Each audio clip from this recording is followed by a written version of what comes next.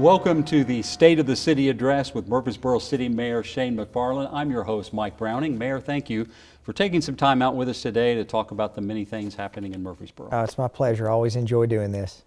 One of the things that is going to be happening, and a lot of people have already been talking about it, although we haven't really seen it visually yet, is just outside the walls of City Hall, which is called the Keystone Project, and then the daylighting of Town Creek, which we are starting to see some demolition. But I bet there's still plenty of people that would say, you know, what's happening, what's going on out there. So kind of give us a brief overview of what we're going to see in the next couple of years. The Town Creek project really goes back almost 10 or 12 years now. You know, back in the 1950s, it was thought that it's better to pipe everything underground, to have galvanized steel and concrete. And, you know, as times have progressed, we've learned that it's better to be able to have those creeks and free flowing.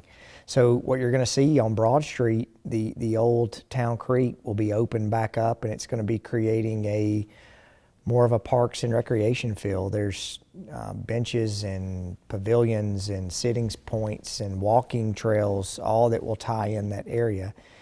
And, you know, as you're seeing the old Shoney's that's getting, you know, they're getting torn down, the Subway, the Copy Mate, all of those things that the city acquired, those are being torn down. I might add, there's been a lot of discussion on traffic, but you're now not going to see that you can't turn off Broad Street anymore. So that's going to flow up traffic along Broad heading to South Church. But across the street, you know, we really got into wanting to talk about renovating the fire administration building, renovating water and sewer.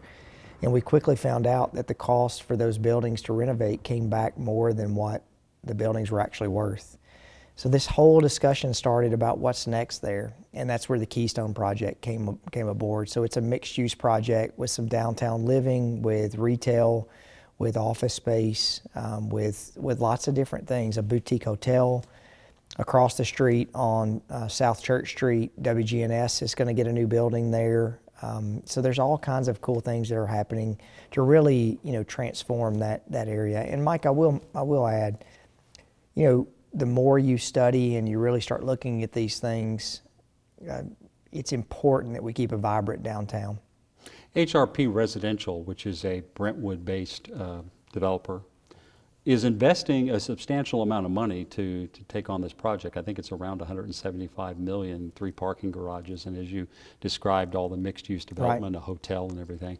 What was the thing that turned that a company would come in and say, yeah, we're willing to invest that much money into the project? Well, I mean, you know, I think with any project, the developer that comes in has to see the potential and to have a profitable project. But I think once you really started investing, you start seeing that we have zero downtown living. There's literally in the downtown proper, there's nothing. And that's one of the things that Murfreesboro continually deals with, is having affordable housing.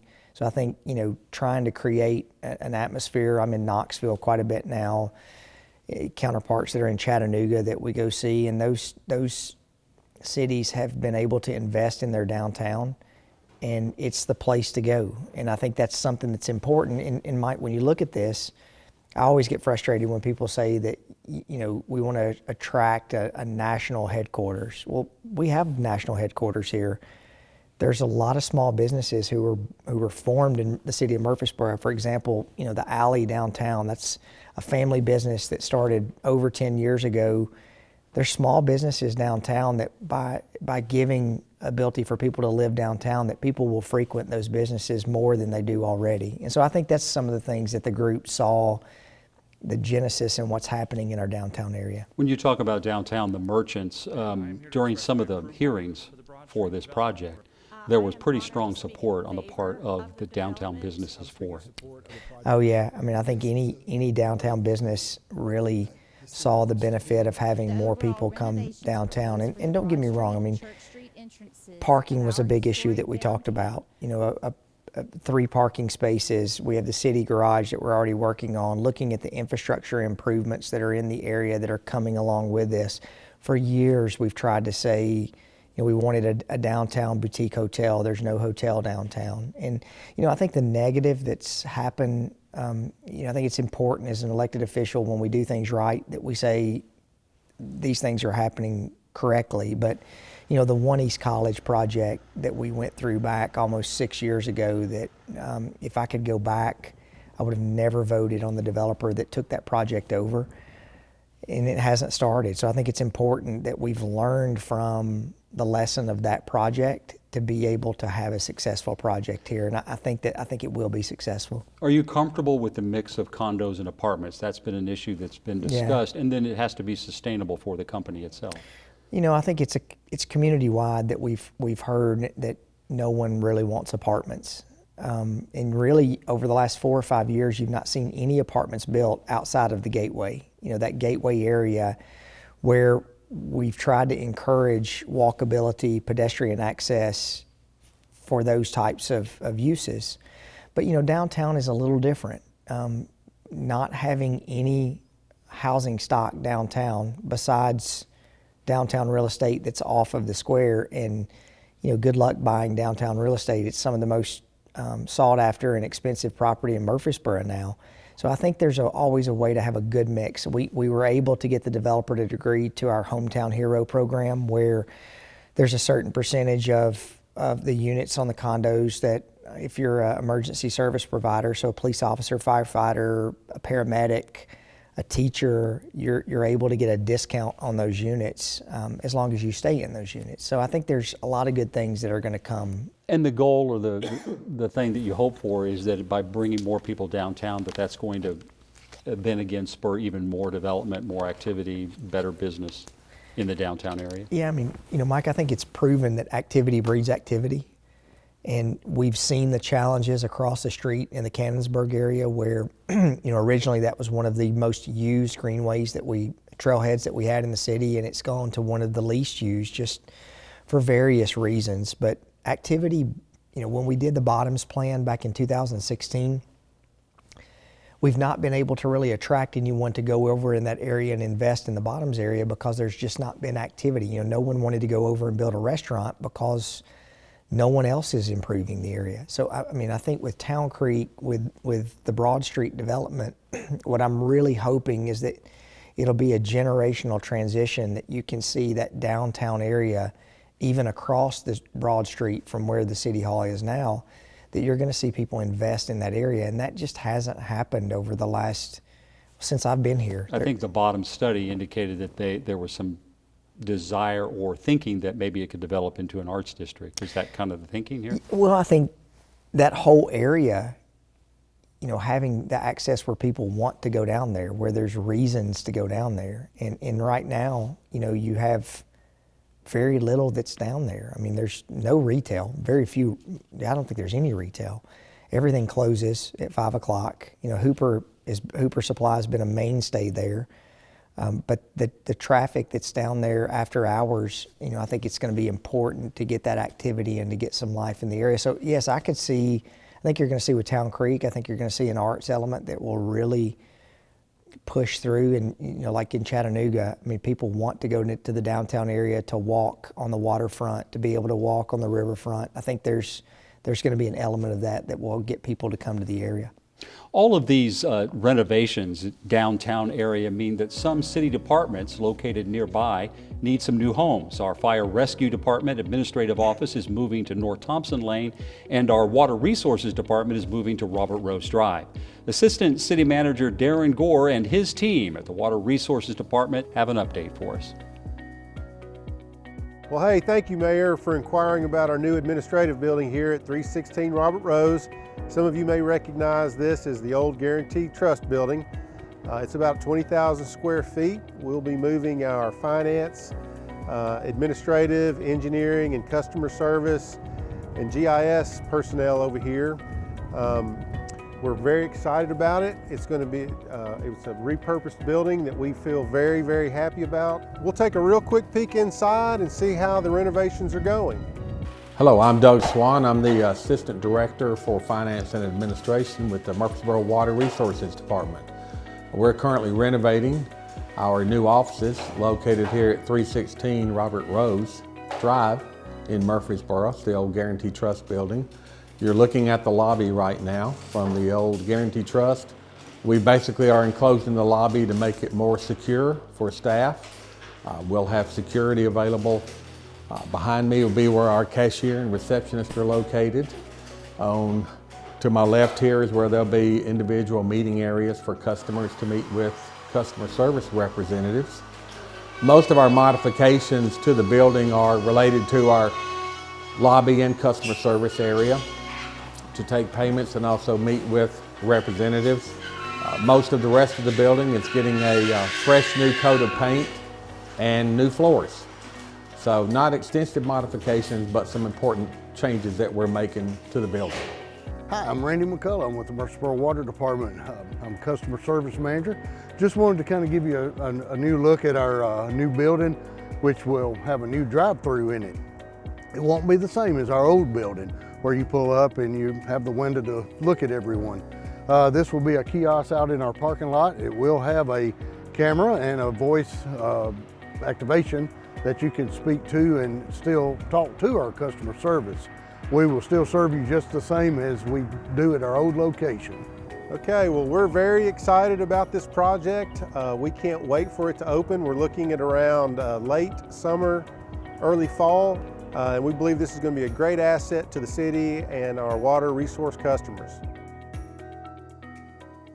Mayor, we just heard from Darren Gore, of course, and he's been involved in a big project, the one on Butler Drive, Yeah. Which involves our trash issue and what we're going to do in the future with it. So we should talk about that project. Not long ago, they had a public informational meeting regarding the project there. And the one thing that we should note is that regardless of what happens with Middle Point, regardless of anything that we do in the future, we have to have the ability to transfer garbage from a garbage truck that goes into a residential area Sure. to a larger semi that would transport it out of our community to another landfill. So this transfer station is needed regardless. Yes, and Mike, there's been so much disinformation about this project on Butler Drive that I don't even know where to start. I can say that over the last 10 years, we really have been working on solving the solid waste issue that we have in Murfreesboro.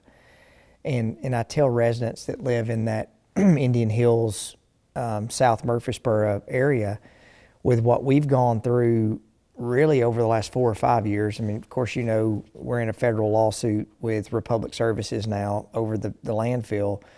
There is no chance in the world that the city council would want to take and transfer one problem from one area to another area. And going back to 2014, we did a solid waste study that came up with solutions for the overall resident. And right now, when we pick up trash on the south side of town, we truck that trash all the way across the city of Murfreesboro to Middle Point landfill. And that can take anywhere from 2 to 3.5 hours to be able to make one trip. So that means that for 2.5 hours, our trucks are not on the street. I mean, the last count, I think we're up to picking up 55,000 cans per week in the city of Murfreesboro.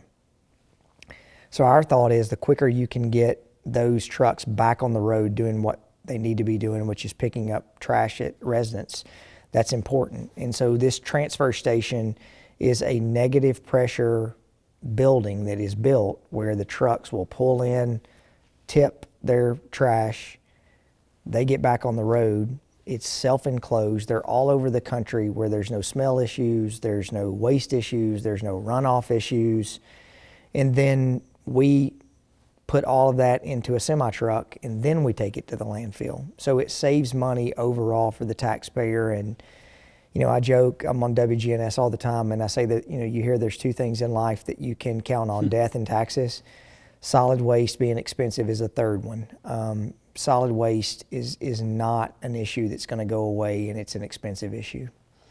So this transfer station has another element to it that has possibilities, but would have to go through future approval from the planning department and the council, and Correct. also from TDEC for permitting. But that would include a company called Waste Away. Yes. Where, if the process would work, it'd be great. It'd be great for the environment. It'd be great for Sure. sustainability.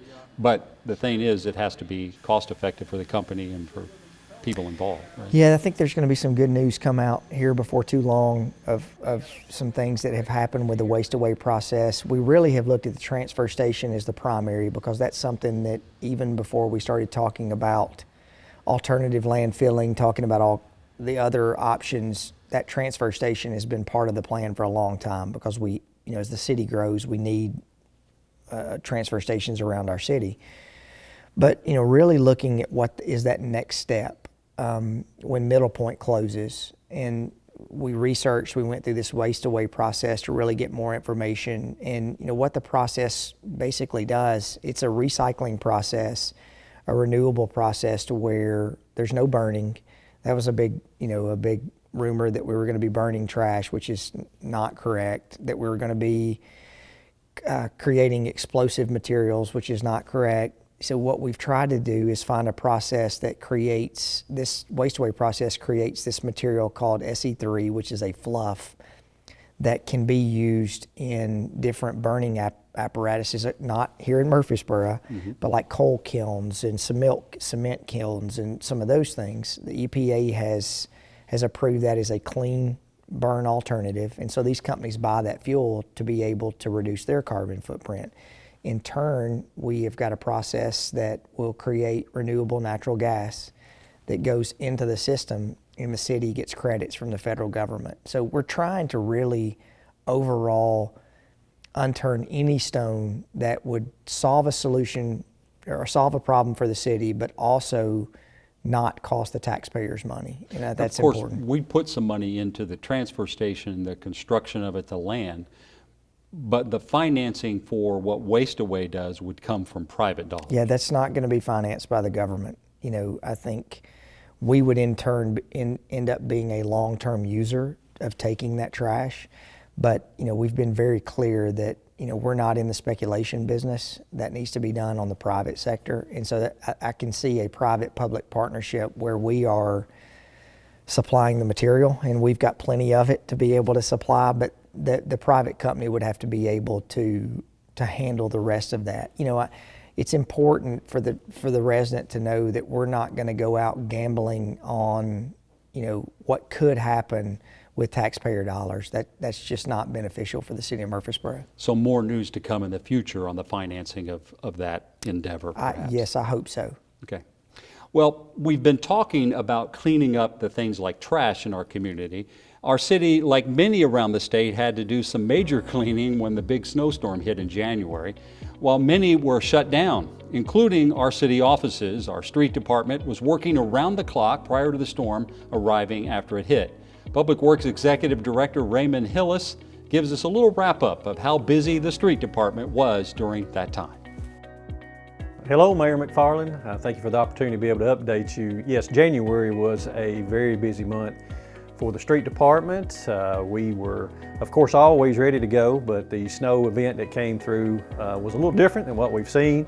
Usually in our area, everybody knows that storm events come in as rain. This one came in as snow and stayed with us for several days with the low temperatures, but the street department was ready to go. The guys worked very hard.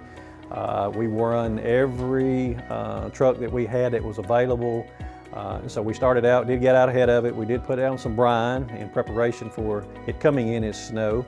Guys worked hard a couple of days before the snow got here. And of course, like we always do, we had everybody, all hands on deck. We had split the department into 2 shifts. So we had 2 12-hour shifts running in rotation until the threat of ice and snow was completely gone. We put down over 1,200 tons of salt. Good thing about the street department is that we do currently have a contract with TDOT, and so not only do we treat and remove snow and ice on the city roads, the major streets, we also do the state routes within the city of Murfreesboro.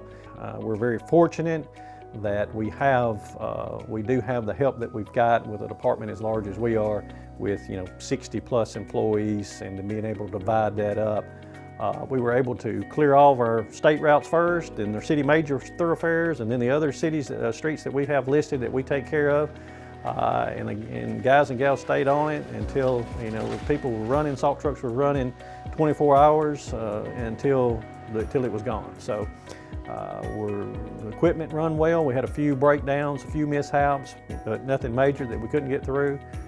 with the help of Fleet Services that was here that helped us repair those stuff as they broke down. So it was a great effort on behalf of not just the street department, but all the other departments involved as well. All right, Mayor, while we've been on the subject of streets and cleaning up the streets from the snowstorm, there's a lot of major road projects ongoing because of the growing city and the traffic, which is the #1 issue that people do complain about in a growing community. So let's talk about all these projects, and I know the council and you have been sensitive to the need to enhance the roadways and to widen them. And one of them, I think Chris Griffith, our executive director of public infrastructure, came up with, which was Highway 96 going west, which has been a big improvement. Absolutely. You know, we spend 80% of our borrowings, or really 80% of our capital improvement plans are all spent on transportation projects. And that's mind-boggling when you start thinking about all that we have going on. So, you know, to the resident that's out there, we know and we want road projects to be improved and for those to progress along. And, you know, last count, I think we had 54 road projects that were going on inside the city of Murfreesboro. But, you know, if I had one wish, or I dream of Jeannie, I had my one wish that I could say for the city of Murfreesboro, it would be to snap your finger and all the road projects be done at one time. It'd be nice, wouldn't it? It would be nice. It would be like a big checklist to say that's off. But, you know, we have a lot of things and people that we partner with on these road projects. You don't really think about. I had a meeting today, as a matter of fact, with a representative of TDOT, Tennessee Department of Transportation. And, you know, just as much as we are vying and lobbying for funds for the city of Murfreesboro, every municipality in the state is doing the exact same thing. But, you know, you think about it, Mike, we've got Highway 96, Highway 99, Highway 231, Jefferson Pike, Thompson Lane, Bradyville Pike, Memorial, Broad, Old Fort Park. All state routes that are coming through the city. They're all state routes. And I would tell you, I don't think that there's many cities inside the state of Tennessee that has so many routes coming through, or state routes coming through the city. So that, you know, that brings another level of partnership that we're working with. And TDOT's been great to partner with. 96 is a great example where Chris Griffith had an idea of how we can leverage city funds and partner with TDOT to be able to help that process. And so I think you're seeing that's been successful.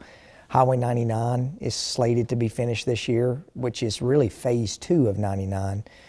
So phase 1 was from Cason Lane all the way back to the Highway 99 interchange. Phase 2 is from the Highway 99 interchange back to Old Fort Park. And then phase 3 is going to come next, which is from Cason Lane all the way out to Veterans Parkway. And the reason why this phase 2 has taken so long, I understand that utilities have been somewhat of an issue there. Yeah, I mean, you know, when you're widening really a 2-lane, 3-lane road, so two lanes in a center lane, and you're having to relocate all of the underground utilities, that is much easier said than done. And so they have really been working hard on getting that completed, and we all are going to be thankful when it gets completed. But another big one is the Beasy Road, the connector that connects the roads, and there's a bridge over the Stones River. Absolutely. You know, one of the things that it's really important to look when you're doing a road project, we can't build new interchanges, and there's only so much improvement that you can do in an interchange. So it's super important that we find different ways for people to get around the city, that they don't have to go through the same intersections that everyone else is going through. And that's what the Beasy Road Bridge is going to do. So that's the road that runs from Costco, from Highway 99, all the way back to River Rock. I would argue with you, Mike, not argue, but I think we would agree the worst intersection in the city of Murfreesboro is River Rock and Cason Lane. And, you know, if we could go back 50 years or 40 years and say, hey, we want to redo that, I mean, we would absolutely. A lot of homes really tightly fitted together in that. For all of those residents that are in that River Rock area, that are in that Cason Lane area, well, if you need to get over to the Highway 99 area, which at some point will go all the way across I-24, you don't have to go back to the River Rock and 99 intersection, and you don't have to go to Old Fort Parkway. you now have a new access. And so I think that's, and I've said this before, all the easy road projects in Murfreesboro, we've done all those.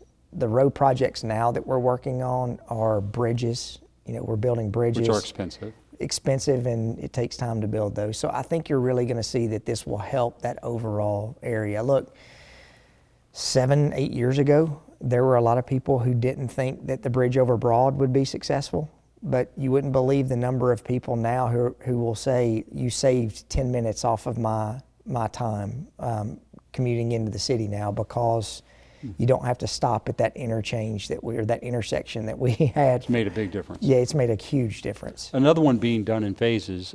City engineers are widening as much as they can on both sides, depending on where they can do it on the medical center. Yes. And you've already seen some of that work, and there's even more coming. I've seen, you know, some little sticks being posted along the roadway, and eventually it's going to, in time, change the intersection at Broad and Medical Center. Yeah, I think, you know, you're seeing now from Thompson Lane to I-24, you're seeing that go from 2 lanes to 3 lanes. That in turn is also going to go with Asbury, the Asbury Lane intersection, which is an intersection that we have worked for years with the property owner there, the Williamson family, to work on improving that intersection. But you're also going to see from Thompson Lane back to Broad Street, Medical Center improve there. So it's an entire overall plan. And the good news is that's a city road. So city roads typically can move a little quicker than your other roads. And then in the future, some of those we've talked about are happening either started in 2023 into 24 or happening in 2024. But in the future, this whole Cherry Lane Yes. thing in 3 phases again is going to really change the northern part of our community.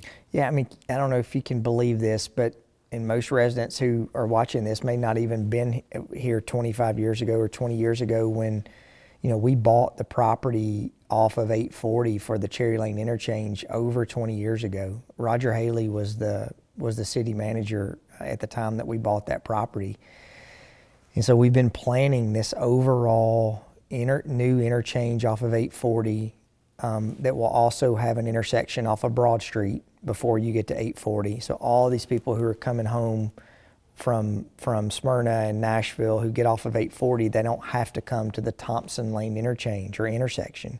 They don't have to come in Broad Street. They can go across 840 and get to the northern side of town without having 24,000 cars a day on Thompson Lane. Which should relieve some of the traffic coming all the way across Broad. Absolutely, yes. Which you see that every night, you know, how much you wonder, like, why are all these people on this side of town having to come to this side? But it's just the way it is. Right? And that's the only way to get there. So I think you're going to see that happen. We're really starting the right-of-way acquisition. We've got the engineering. We've run into some wetlands issues that the planning staff and our transportation department has really worked on the routing to be able to fix that. So I think with any project that we have going on, I don't want to say this one's a priority more than another one, but something to alleviate traffic on Broad Street, there will not be a better project than Cherry Lane. So the city's committed to continue to try and enhance. We are all in, Mike. I mean, we have pushed our chips in on the table. So the city council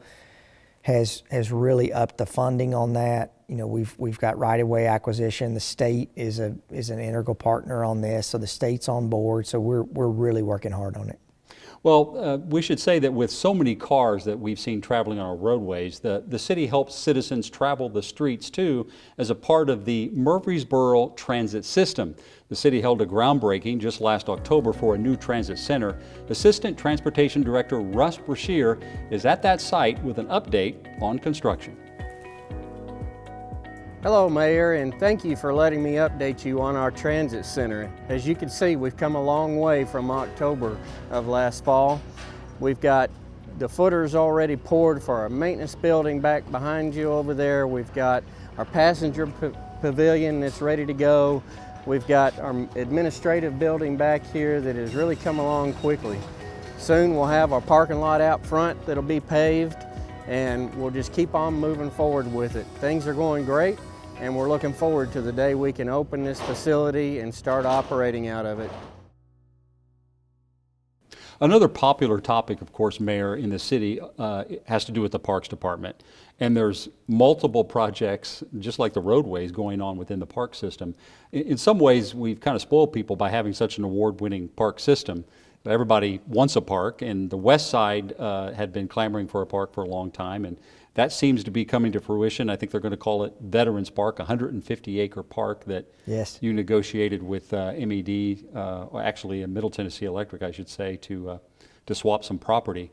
And that's in the design phase right It is. now. Yeah, that was, so I don't want to take all the credit. It was definitely a team effort on making that happen. You know, we had 123 acres across the street, and you've heard me say numerous times, it was the best we could find. You know, it was surrounded by an interstate and 4 other roads, so we were able to swap some property with Middle Tennessee Electric, 153 acres that borders neighborhoods, which is typically what you want for a community park. And the council at our recent retreat, we decided that we felt like, you know, instead of always referring to it as West Park, it would be great, since it's on Veterans Parkway, to name it Veterans Park. Mm-hmm. And we're going through the process where, you know, it's going to end up being more of a community park with open space, walking trails, pavilions, sport courts, possibly some pickleball courts, but really more of a community feel that, you know, not necessarily an athletic complex, but more of a ability where people can go and have all open space and kick around a soccer ball, but play basketball, be able to play baseball. But there's all kinds of different things that we're looking in that area. Which is ideal because it's kind of almost surrounded by neighborhoods. Yeah, I mean, you've got the Cloister on one side, you've got Berkshire on another side, you've got really all surrounded by neighborhoods, but then you've got Veterans Park, a 5-lane road that's on the front there, but across the street you've got where the hospital's being developed. I mean, it is a great location for people to be able to access. So we're really excited about it. So you expect that the final design will come to you sometime this year from the Nashville-based company that's looking at Gresham Smith, I think, is doing the design for that, and then you will give final approval to whatever the council feels like is affordable for the overall cost. Yeah, I mean, we already have $9 million that we've set aside that we don't have to borrow, that we've been able to save up to go to the project. But, you know, I think if there's anything in my tenure of being in elected office that I'm disappointed in, is that we've not been able to get that park constructed. So I hope that we will be under construction, and, you know, the way that we're developing this, it's not like that we're going to be building a bunch of structures. So I'm hoping that this will be something that we will have open sooner than later. Now, we definitely, on Highway 96, we still have 127 acres out on 96, and we've not built ball fields since 1994, so 30 years, and we need ball fields. And so I think we're under design right now to be able to build some new baseball and softball fields that we can accommodate, you know, the growth that's in that segment as well. You said sooner than later. One thing that's happening real soon is the skate park. Yeah. That's being constructed in Old Fort Park, which is also under a lot of renovation. Nate Williams, the Executive Director of Recreational Services, indicates that skate park may be completed by this summer, maybe even May. Yeah. You know, Old Fort Park was built in the 1970s.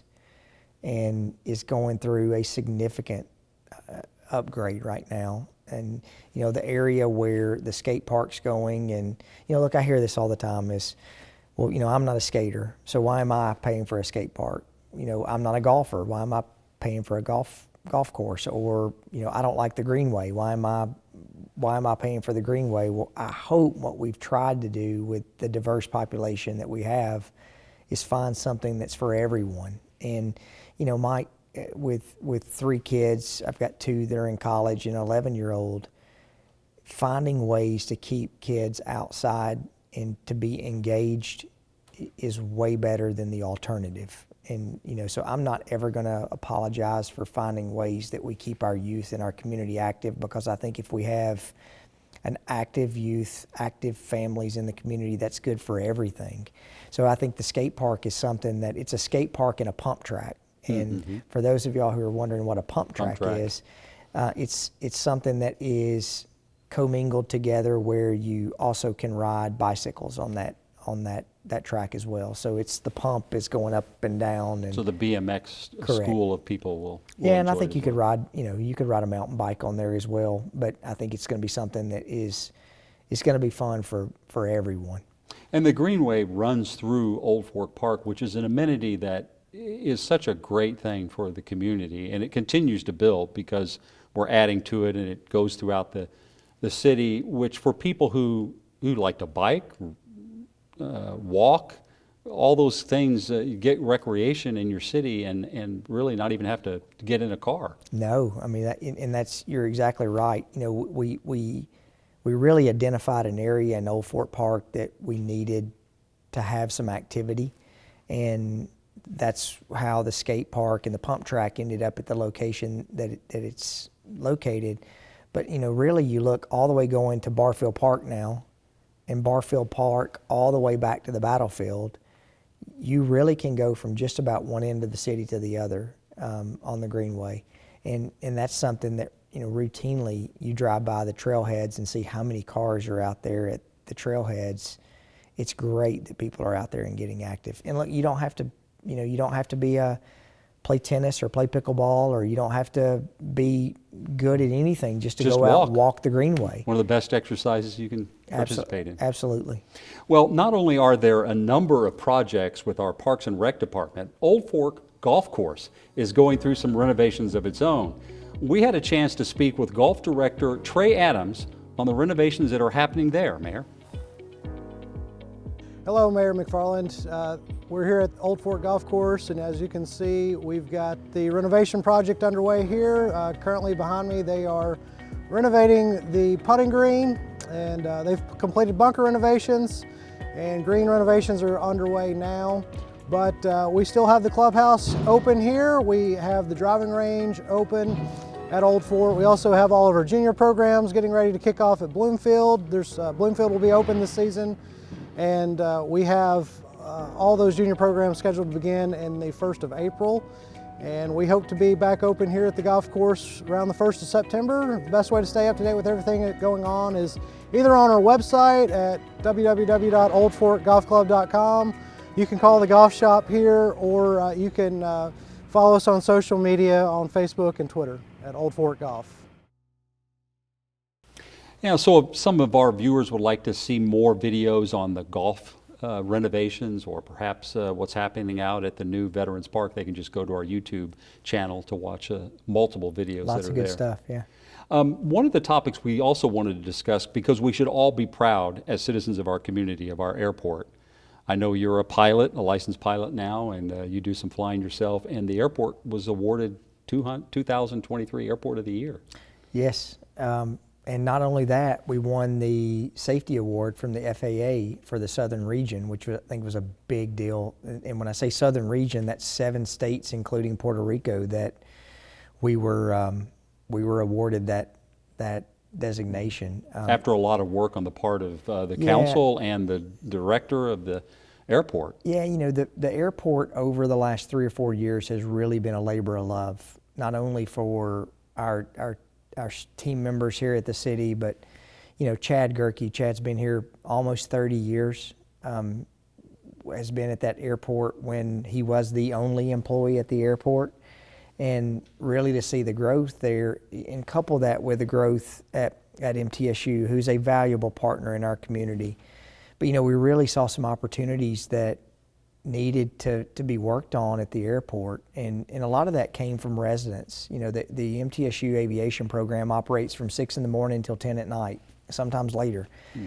And Chad had really identified, as they were planning on growing, different things that needed to be worked on, and it's change is hard, Mike, and especially when we're used to doing a bad answer to me is when I ask, why are we doing something, and someone says, well, that's the way we've always done it. And typically that can be good, but in this case, we saw significant opportunities. And so Chad and his team with Dave Byers with Quadruplex came in, and we were one of the first airports in the state that we implemented a program called VerTower, where we have real-time tracking that we can see what's happening at the airport.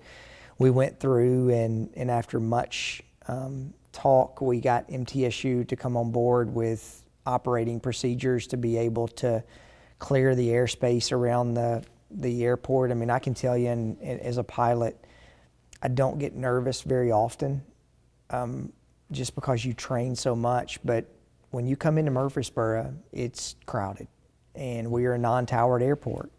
And coming into Murfreesboro, and you have 6, 7 planes that are in the pattern, all working to land, or they're taking off, that can get hectic. So we were able to put operating procedures in place to be able to alleviate some of that. And Murfreesboro Aviation has been a valuable partner. Jim Gardner and his team, they do a lot of flight training out at the airport, and all of that really signified just a lot of change, and we've been rewarded for that change as the safest airport of the year. And then also the airport of the year in the state of Tennessee, which I'm very proud of. And I'm more proud of the collaboration that we have with the university to be able to make this happen. But we've got some really good team members who've worked hard on making that happen. And it still is a work in progress on a number of fronts, the pavement and the expansion of the apron, that kind of thing, Yes. which is just ongoing.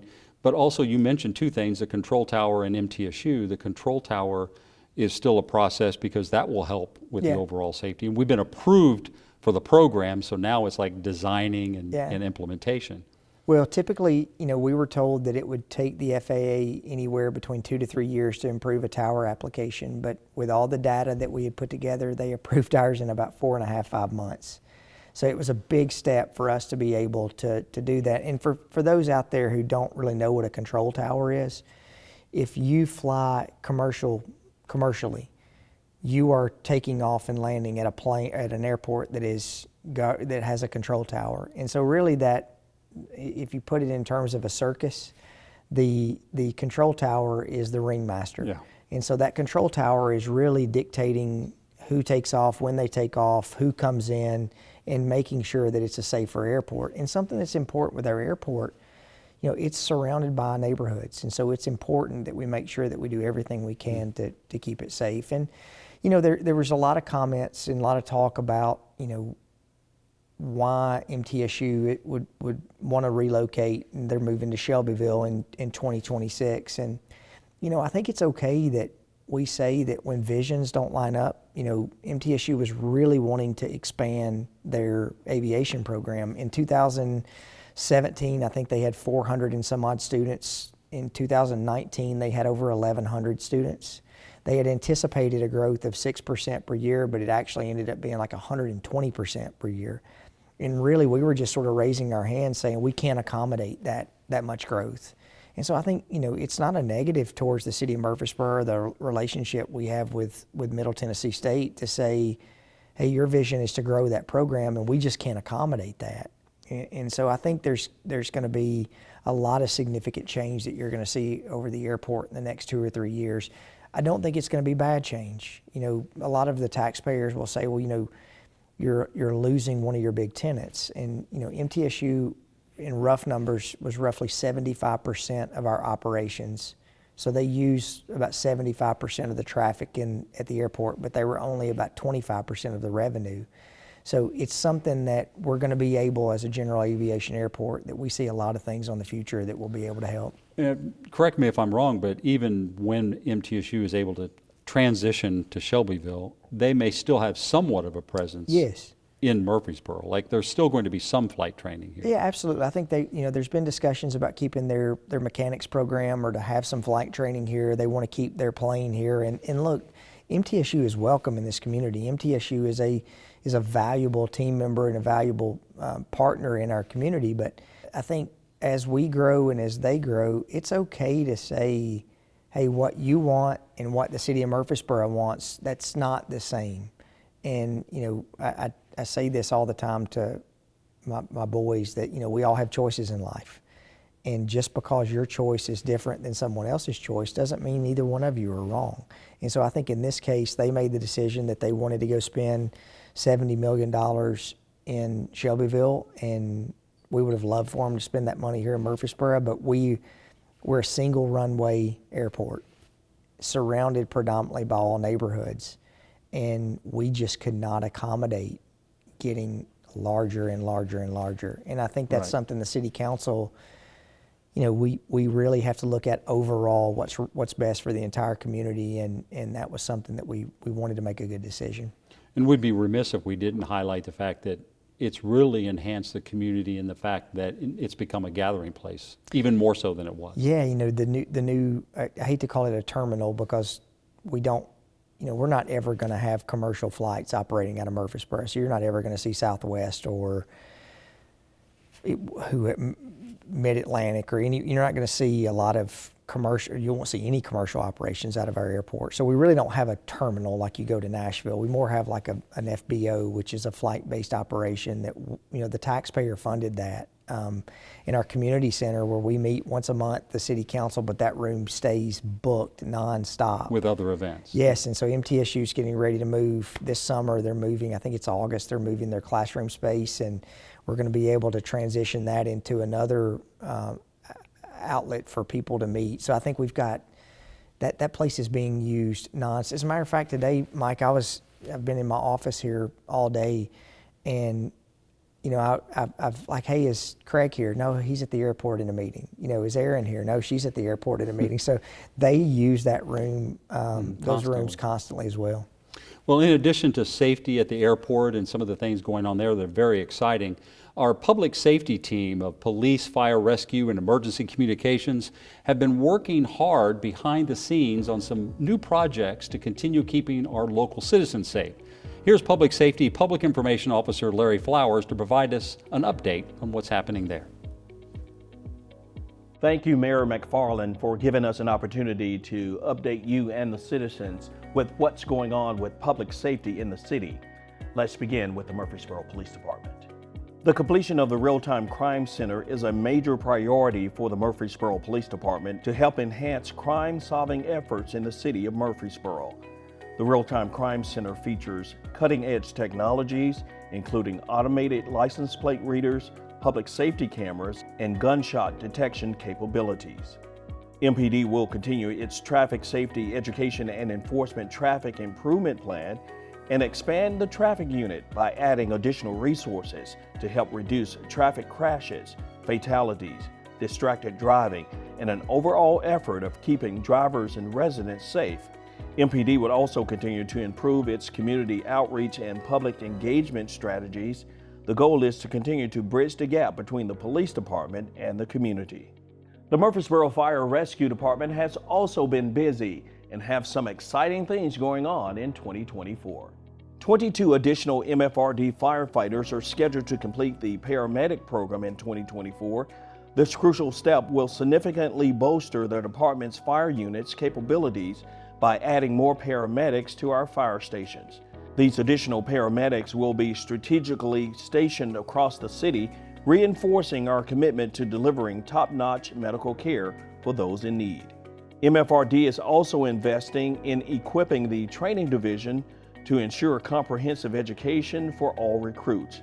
The training division will now include in-house instruction for rookie classes, smoke divers, and burn firefighter 1 and 2 classes. Additionally, MFRD will implement new software across all fire stations. The software will facilitate seamless communication, enabling the department to share vital updates such as burn permits, departmental announcements, weather forecasts, traffic updates, and insights into the activity of other units. With enhanced communication channels, MFRD can assure every team member stays informed. And speaking of communications, the Murfreesboro Emergency Communications Center also has some exciting updates to share. Our dispatch center has implemented automatic call distribution to increase efficiency and productivity, enabling the emergency communications team to more effectively process emergency and non-emergency calls, texts, and new technology, digital alerts for both MPD and MFRD, further enhancing their ability to coordinate responses to real-time crimes in progress, exceeding the national standard for processing fire calls and reducing the need to transfer 911 callers with medical emergencies. MEC has implemented city data and citizens' digital alerts into response coordination systems to provide intelligent, real-time alerts into the Murfreesboro EEC, for incidents in progress to support smaller and faster 24/7 emergency response coordination. The Communications Center will continue to integrate real-time digital alerts into the EEC from city schools, city public safety devices, and other stakeholders to increase the efficiency and productivity of the MEC team and to support a smarter and faster emergency response coordination for both the PD and the fire department. The Public Safety Division continues to work hard every single day to make improvements to keep our citizens safe. Mayor, we should also mention that the city police department recently had to change its Facebook page. Yes. And redo it, and so people should know that there's a way to find that. If you go to the City of Murfreesboro on Facebook, you can look for police department. Absolutely. And then like their page to continue to follow them. As we close the show, the State of the City address, we should talk about economic development and finances within the city. Because taxpayer dollars, that's what people are interested in, how it's being used, and is it being used wisely. So give us kind of an update on where we are with the city's finances and economic development. I know I feel like after watching for years and years all the state of the unions are watching the governor, that you need to start your state of the city by saying the state of the city of Murfreesboro is good, and I think economic development aside, the city of Murfreesboro is in the best financial shape that we have ever been in. We've had to make some really tough decisions over the last 7-8 years, but those decisions are really coming to fruition to show, our audit was one of the best audits we've ever had. We won the Governmental Accounting Services Award for our audit. You look at our tax rate is one of the lowest tax rate set in the state. And really, if you look at cities our size, it's hard to find, for the services you get in the city, it's hard to find a city that's even comparable to the services we provide. Now with that, we're going to have some bumps in the road, I think, in the future. We're going to have to talk about a school discussion in 2025, 2026.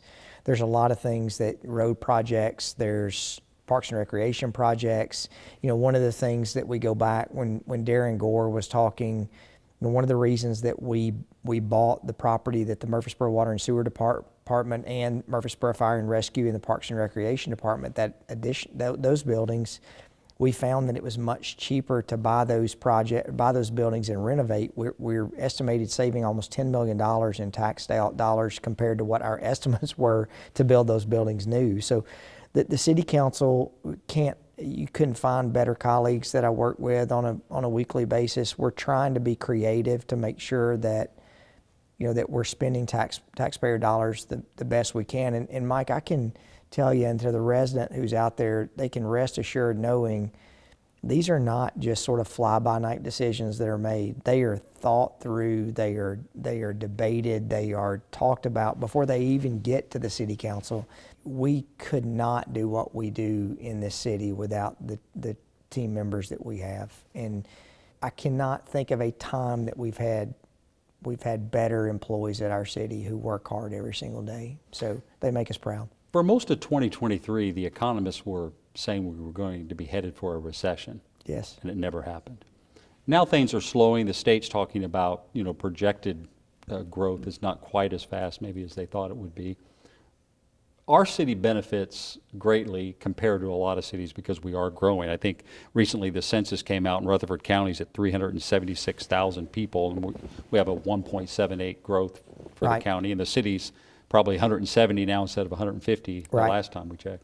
Where are we with sales tax? And are we keeping up? Yeah, our sales tax, we've either been level or above what we budgeted every month, which is hard to believe. We rely on our sales tax more than we do our property tax, which I think is it's not a great thing because that sales tax is, we've been fortunate. It's been going up, but we've got almost $130 million in our rainy day fund now. And the reason we did that is so when those storms come that we've got the ability that we don't have to necessarily raise taxes to be able to accommodate the things that we have. But Mike, I think the issue, you know, local politics is so much different than state and national. You know, we provide services. So we pick your trash up. You know, we build roads. We make sure that you have police officers and firefighters that are on the streets. We don't have a deficit. No, we do not do deficit spending. I mean, we made the decision almost 10 years ago that we don't budget. We don't even do budget deficits. We budget the money we have, and then that's what we do. And so we've been fortunate that every year we've been able to beat our budgets and save money and put money into our savings account.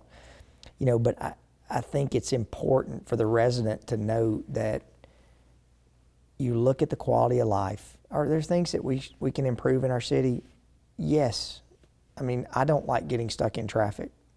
There are things that we want to improve, but there's a cost that comes to that. And so our job as elected officials, it's to be able to say, what can we do as a need right now that we don't have to burden the person who's on a fixed income? You know, we don't have to burden the person who's retired. And those are some of the things that we'll continue to work on. What do you see in the next 5 years in terms of how you think the growth will occur and the finances to meet it? You know, it's hard to say, you know, because no one anticipated in 2020 COVID, you know, right? And COVID really changed everything. I mean, we were scared to death that we budgeted that we thought we would have 6 months a 6 month cut in our revenue. In COVID, we went up in our sales tax collections. And so the growth, I think, and Mike, I'm not trying to get political. You've been around me enough to know I try to see both sides, but we have so many people that are moving from the West Coast and the East Coast that are coming to Tennessee, to Texas, to Alabama, or not, South Carolina. Cost of living issues. We've got so many people that are moving here for the quality of life that has been a challenge. I think it's an interesting time right now, not only at the local level, but you know, everything rolls down to the local level. You know, we sort of get everything from the top that and there will rolls always down. be challenges. Right? Absolutely, but you know, here's the thing I tell residents: there's things that those cities would be dying to deal with in Murfreesboro. They would love to have job creation. So with everything that we have in our community that we know needs to be improved, we live in a great community. And I think that's the one thing that I would tell the resident. It may look like that we make decisions that are quick, but there's no quick decisions that are made in this city. They are very thought out and very detailed in anything that happens. Well, I think you always have complainers, but I think most people would agree that we do live in a great city and the leadership is strong, and that's why we benefit from it. Leadership's a part of it, but you know, it really goes back. When I say leadership, I think it's the leadership at the department level and the leadership inside of our city that does the heavy lifting every day. Well, thanks for what you and the council do every day. Yeah, thank you all for you know, our team that puts together these. I think it's, you know, I'm not a very formal person, so I think even putting on a tie and going through this, it's really good for us to find different ways that we can interact with people, and this is important to do this. Well, thanks again for helping us present the state of the city. Anytime. Thank you. We've been talking to Mayor Shane McFarland on things happening within the city of Murfreesboro. There are a lot of exciting projects in construction and works, and we appreciate what our city council and the city leaders are doing for us. If you want to learn more about what's going on in your city of Murfreesboro, visit the city's website at www.murfreesborotn.gov. In fact, on the city site, you also have a chance to interact with Chatbot, a new feature that we have to help you answer questions that you might have. You can also follow us on social media on Facebook and X. Thank you for watching this year's State of the City Address.